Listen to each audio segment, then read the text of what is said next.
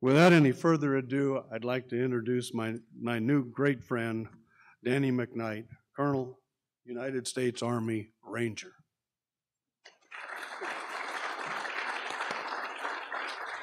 We went out there that day to capture 2 key people that worked for Muhammad Farah Aidid, that most powerful clan leader over there. We had already captured his right-hand person, Osman Otto, in a vehicular convoy takedown. So we had Osman Otto, who was a financier, the money man for Aidid, to get weapons and other people to fight for them. Other people that fought for them and fought with them and trained them came from a terrorist training camp in the country of Sudan that was run by Osama bin Laden. In October of 1993, there was a terrorist training camp in Sudan, documented and confirmed by the FBI.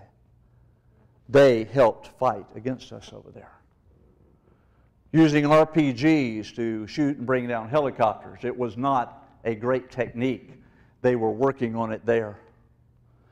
And they did not shoot one RPG at those helicopters and knock it down. They probably shot 10 at one time, and one of them happened to hit the helicopter. That's the truth. So yes, we fought well-trained people over there. But that day there was 21 people going to this meeting, and 2 of them were 2 of the 4 left that were right-hand people to Aidid. And you know, if you take enough people out, the head guy gets really concerned and sometimes makes mistakes, because that's how we got Saddam Hussein. When his 2 sons were killed in that building that day, people were much more willing to talk. And when those people that were searching for him, they had enough intel to know he was in one of those holes in the ground. I've had many people say to me about that, say, well, you know, how they were just lucky. I said, don't call it luck when they do something right. Give them credit where credit's due, and they knew exactly what they were doing. Because if they had not thought that he might be in one of those holes, they would not have stuck their head down in there looking around. They would have done one thing to clear it first. You pull the pin on the hand grenade, you drop it in, and then you see what's in there. So I tell people, give credit where credit's due to the people that put that together to get him. But that happened because people knew his sons were dead. And they were so afraid of them because they were brutal. Because why? They wanted to be in charge, and they were trying to impress Daddy every chance they got. Well, that's what we were trying to do. We were going to take 2 more out that day. That only left 2 lieutenants for Aidid. He had 5. That meant we had 3 of them. You're on the way to mission accomplishment at that point. It was the right thing to do. Was it done in daylight at 3:30 in the afternoon? Yes, it was. Was it in the worst part of town? Yes, it was. But you know, bad guys tend to be in the worst parts of places, don't they? Because in talking to law enforcement, I love to look at them and I say, they give us a little heartburn about going to the worst part of town that day. And I'll have a law enforcement officer say, have you ever walked into the Marriott down the street here that I'm staying in and arrested anybody? No. Well, guess what? We haven't arrested any sunning on Cocoa Beach either. Bad people aren't in good places. Bad people are in bad places because they want to make it more difficult for the people that may be trying to get them. And that happens every day in our country, in your city, in my city, by great young men and women out there that are protecting us here at home. Well, that's all we were doing, folks. We were taking care of business, and that happened to be that way that day. And if you don't know, I'll tell you, we were that close to being finished. We had all the people captured. We were loading them on the vehicles that I was in command of so we could take them back. And when we did that, everybody would break down, we'd pick them up and head home. We were probably 3 minutes away from starting that loading out process and headed back when the first helicopter was shot down. Now, it's important to remember we were supposed to capture 21 people that day, 2 key people. we captured 21 people, 2 key people. It seemed like that almost got lost in a lot of people's conversation about what went on over there. We accomplished the mission that day. We just had a bigger mission before the day was over because we then had to take care of our guys out there. And so that made it a little more challenging. But we did accomplish the basic mission we were given. That's the reason that if you saw the movie, and it comes out pretty clear there when I was on the radio talking back to the Operations Center, and I only talked to General Garrison maybe one time, in all honesty. I usually talked to his deputy commander, who at that time was a guy by the name of Colonel Jerry Boykin, who is now a retired 3-star, who I just spent Thursday and Friday with up in Panama City at a Wounded Warrior event. He was who I usually talked to. But I did talk to General Garrison in that little piece where they asked me, could I get to the crash site? And just so you know, they weren't talking about the first helicopter crash site, they were talking about the second one. Because they couldn't get anybody to the second one from the outside because of the way they had ambushes and roadblocks and everything set up. And my response was, because we'd already tried to get there, my response, and probably not in enough detail in the movie, was, I believe we can get there, but I don't think we should continue to do that. The reason I said that was because I had so many people wounded in my vehicles. You might not be able to put it in some context for yourself, but I'll try and help. Driving your vehicles through streets where there are people with RPGs on top of every building, there are people in every doorway and every window, and you're driving through with vehicles. And if one vehicle gets hit, it stops the whole convoy. It was really, really not the place you'd want to be. But we were there. I had a lot of wounded.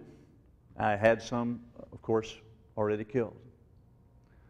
I'd been out of the vehicle enough that I sort of knew about all of that and the condition of people. I also knew that we were just about out of ammunition. And before you ask it, I'll answer. People say, why didn't you take enough? We had plenty, folks. You can only take so much. And when you end up doing what we had to do that day, it runs out. It really does. But you're going to get more because you're going to find a way to resupply. We were pretty much out of ammo. I had seriously wounded people, and I felt that if I continued to try to get to that helicopter, I would increase the number of KIA versus WIA enormously. Because I had been walking and seeing the people and how bad they were wounded. I felt the right decision was take everybody back in. The ones that needed to be taken care of, get that done. Rearm, refit, and head back out with the ones that could go fight. Plus, I could get those 21 bad guys back and get them out of my way. Because I still had them to take care of too and get back there. So that was sort of the decision point for me that was very important. We went back there, and you know, it was definitely a scene I don't think they could even put right in the movie, even though they tried. When you saw the wounded, the ones that were killed. Yes, there was a young man that had an RPG, hit him in the chest and stuck right there. I will tell you this, though, he was already dead. The first RPG that had hit that vehicle hit his door. That killed him. It blew the door. They fired a second one, and it impaled in him. But it was a dud, or it wasn't powerful enough to make it go off. But he was already dead from the first one. Those things did happen. My boss comes down and says the mission's back on tomorrow morning at 5 a.m. Be ready to get on planes and go back to Fort Bragg. Yeah, you know what's working here is politics, folks. It really was. I did a lot of research with what I put in that book. I'll back up everything I put in there, and I have people to help me. Their names aren't used because I promised them I wouldn't do that. I protect them. But I know what's there. Anyway, that's politics. We go back to Fort Bragg. We get back to Fort Bragg, there was 2 decisions, and this is what I think Bill really wants to know. But you need to get there first at this point. 2 decisions that we got when we got back there because we had to go to a briefing, the leaders did. And the briefing was this. Decision 1, Task Force Ranger has been capped at 450 people. You cannot deploy with more than 450. If we had 450 or less, no big deal, right? We had 550. I had 1 full company and a platoon of 46 from my other company, Alpha Company. I had to leave all 46 of those others. Did that have an impact on October 3rd and 4th? You bet it did. Because they would have been our reserve, or at least a good piece of it, about half of them. And see, we couldn't get to that second helicopter crash because we had all 450 pretty well committed already.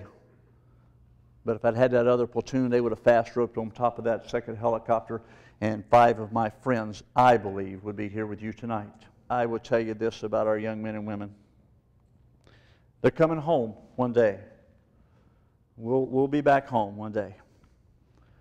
And everybody will be accounted for. But I ask you to remember this. When the last ones come home, regardless of what the service is, don't forget. Don't forget. We need to take care of them for the next 10 or 15 years. Because they're going to be young men and women in our neighborhoods. They're not going to be in the military forever. Some of them are going to have tremendous challenges, and they're going to get out of the military and they're going to come back to where you and I live. We need to reach out to them. Do not let them be forgotten. And it'll be 10 to 15 years we have to do that. And I hope I'm around long enough to do it as much as possible. They are the greatest force ever in the history of the world. They are the second greatest generation in the history of the United States of America. We know the first. That's never changing. They will be identified by history one day as the second greatest generation in the United States of America. And I am proud to say that I know them and I love them dearly. Anything else? No, sir. God bless you and God bless America. Thank you.